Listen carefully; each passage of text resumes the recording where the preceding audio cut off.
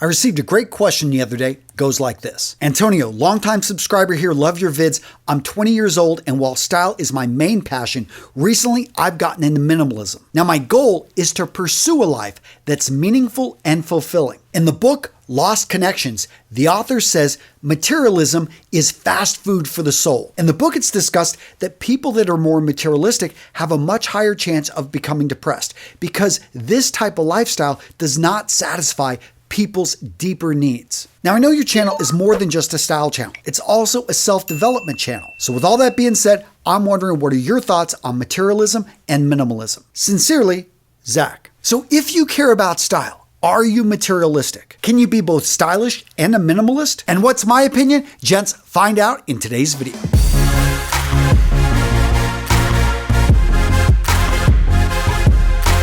Now, keeping things minimalist, this will be the shortest promotion for my grooming company, Vitaman, you'll ever see. Free samples, limited time, limited quality, link is in the description. Seriously, I want you to use the product. Free sample kit, link is in the description. So I'm going to start this off with a quick story. A few years back, I took my family to Thailand.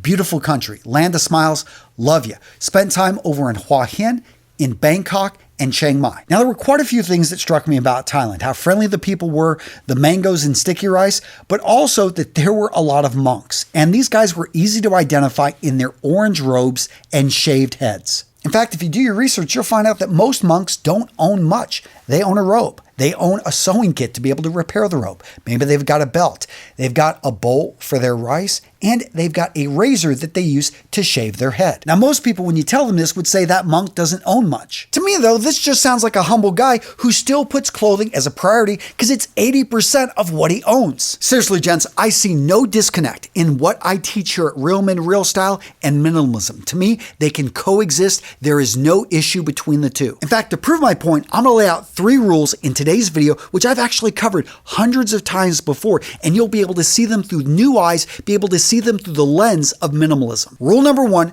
clothing is a tool, not an end in of itself. I don't view myself as a dandy. I view myself as a man that uses clothing to get what he wants out of life. And if you're watching my channel, you guys understand I always talk about who you are on the inside. That's what matters. But like a diamond, you need to be shaped. You need to have that pressure. You need to have that heat to be able to shine, to be able to show the world what you are. And that's what I talk about here at Real Men, Real Style. You using clothing as a tool. I don't, care that. I mean, watches are nice jackets are nice. All this stuff is nice. But when it comes down to it, is it sending the message to the world that you want to send? That's why I stress uniforms. You thinking about how you want to present yourself and then having clothing lined up that you just default to without having to think. Yes, you did thinking one time. You said, you know what? I need to come off as a professional. I'm in sales. I'm in the city, so I need to be able to wear a suit. Or maybe you're in a small town and you want to be able to connect with your construction crew because you own a multi-million-dollar construction company, but the same time,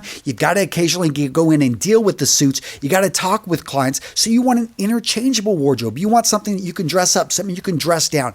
That is key. And you understand what your message is. And so you make sure you got something that's versatile, something that you can, maybe a sports jacket you can throw on, but you also got a tough cotton shirt in a dark color that's going to be able to easily take a stain, throw into the wash and be tough. The boots you wear those, they look good. They can be shined up good. But when it comes down to it, they are rugged. They are something you can wear on site, not worry about. You wear the right clothing at the right time because it sends the message that makes your life easier. People are more likely to trust you. People are more likely to open the door. People are less likely to question your judgment and your, whenever you say something because you look like the authority. You look like the man in charge. And that's what we talk about here at Real Men, Real Style. And let's jump back over to Thailand. Those monks, they use their clothing as a tool to be able to protect them from the elements, from burning in the sun, from whenever it's cool, they can wrap themselves up. Yes, immediate need right there, but also to be able to identify each other. You identify people that are in your tribe. If you wear a sports jacket, you see another guy in a sports jacket, he's got that pocket square in, he's one of you, that he is a professional as well. And for other people to identify, if you're a monk walking through the street, people see you in that orange robe, they give you the respect that comes with that position. Now, gents, if you're enjoying today's video, do me a favor, smash that like button like a Shaolin monk. Wah! Tiger style. Next up, Own less. I talk about this all the time. The interchangeable wardrobe, the idea that you can have less clothing, and if it all works together, you can have a ton of outfits. Perfect example, 3 shoes, 3 pairs of trousers, 3 shirts, 3 jackets.